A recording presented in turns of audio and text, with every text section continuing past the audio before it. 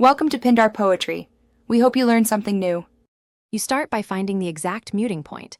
Rest the fleshy side of your palm near the bridge around 0. 5 1/2 inch from the saddle and feel the strings go dead. Use gentle arm weight, enough to touch the strings, not to squash them. Once you have that anchor, set your picking hand with a relaxed wrist and forearm resting on the guitar body. Practice a single downstroke while keeping that contact. You should hear a controlled, percussive tone rather than a full eh. Once you can mute a single note, focus on pressure and pick attack to shape the sound. Apply lighter pressure for more sustain and press a bit harder to choke the note quickly. This dynamic control is what creates rhythmic texture.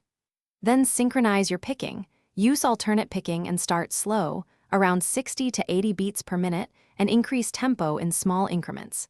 Make sure to experiment with pick angle. A flatter angle softens the transient, while a tipped attack, you finish by integrating palm mute into real playing.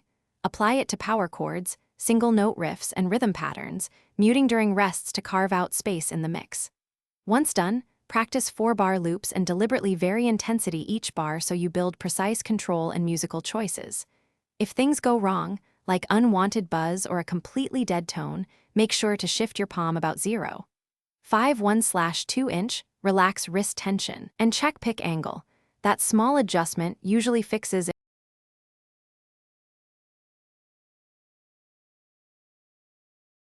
Thanks for watching. Consider subscribing if we helped you.